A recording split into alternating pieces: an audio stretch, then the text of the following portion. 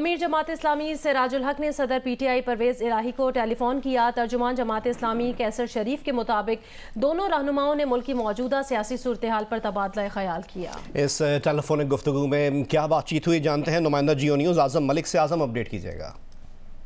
जी बिल्कुल, अमीर जमात इस्लामी सेंटर सिराजुल हक ने PTI के सदर परवेज़ इलाही को टेलीफोन किया और इस टेलीफोन में उन्होंने उनको ईद की जो है ईद मुबारक दी और एक दूसरे के साथ उन्होंने आगे मिलकर चढ़ने का एक अंदिया भी दिया। दोनों रहनुमाओं ने मुल्क की मौजूदा सियासी सूरत हाल पर तबादला ख्याल किया। मसाइल से निकालने के लिए तमाम स्टेक होल्डर्स को किरदार अदा करना होगा, ये कहना था सिराजुल हक का टेलीफोन में। आपको याद होगा इससे कबल गुज़श्ता रोज ईद वाले दिन भी वज़ीर आज़म का जो राब्ता हुआ था मेरे जमात इस्लामी सिराजुल हक से, इस दौरान भी ये बात की गई थी कि सियासी बहरान को निकालने के लिए कोशिश करनी चाहिए।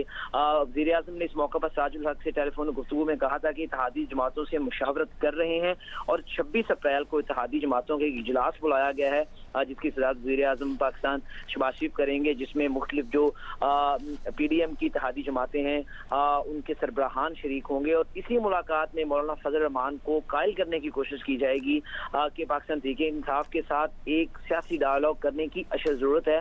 आपको याद होगा कि मौलाना फजल रहमान ने गुज़श्ता 2 रोज कबल एक काफी हार्ड टॉक जो थी प्रेस कॉन्फ्रेंस में वो की थी और ये कहा था कि वो तहरीक-ए-इंसाफ के साथ रब्ता नहीं करना चाहते था। हम इसी हवाले से 26 अप्रैल को इजलास होगा। इस हवाले से मेरे जमात इस्लामी तमाम सियासी जमातों से रब्ता करके मुल्क में जो सियासी पोलराइजेशन है उसको खत्म करने में अपना किरदार अदा करने की कोशिश कर रहे हैं। जी, तो कुछ यकीन दहानी कराई गई क्योंकि इसी प्रेस कॉन्फ्रेंस पर चौधरी परवेज़ इलाही का भी एक रिएक्शन आया था गुज़िश्ता रोज़, तो कुछ बात की है तो मामलात को थोड़ा कूल डाउन करने के लिए कुछ यकीन दहानी कराई गई है चौधरी साहब की तरफ से। देखिए, इससे कबल बिल्कुल ऐसी चीजें जारी हैं दोनों तरफ से, यानी कि अमीर जमात इस्लामी लियाकत बलोच और दीगर जो लोग हैं वो इस सिलसिले में पाकिस्तान तहरीक-ए-इंसाफ और PDM की सियासी जमातें हैं उनके साथ राब्तों में हैं। आपको याद होगा मजलिस अमल में भी जमीयत उलमा इस्लाम, फजल रहमान ग्रुप और जमात इस्लामी शामिल थे। तो मेरे जमात इस्लामी सिराजुल हक से हमारी एक गुफ्तगू हुई। उनका कहना था कि वो मौलाना फजल रहमान को कायल करेंगे इस सूरत हाल में, क्योंकि वो एक जमहूरी सोच रखने वाले सियासी कायद हैं।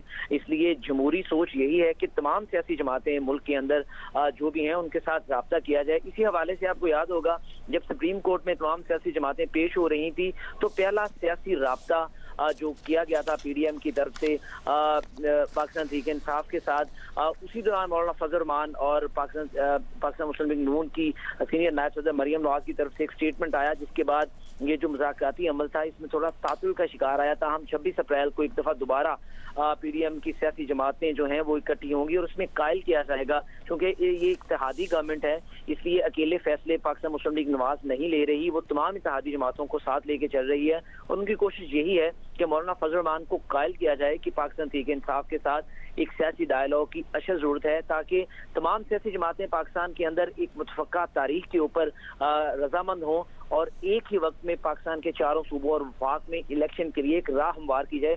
इसी सिलसिले में सिराजुल हक जो हैं वो कोशिश कर रहे हैं, उन्होंने पहल की है और तमाम सियासी जमातों से डायलॉग करने के लिए राब्ता कर रहे हैं। परवेज़ इलाही ने गुज़श्ता रोज ये कहा था कि मौलाना फजल रहमान एक जमहूरी सोच के आमिल है और इतनी हार्ड टॉक जो है, इतनी सख्त बात जो है वो उनको ज़ेब नहीं देती। जमहूरी सोच रखने वाले हमेशा डायलॉग की बात करते हैं। तो 26 अप्रैल को होने वाले इस इजलास में उम्मीद है कि मौलाना फजल रहमान को कायल किया जाएगा कि तहरीक-ए-इंसाफ के साथ सियासी राब्ता किया जाए। जी, बहुत शुक्रिया आज़म मलिक अपडेट करने के लिए।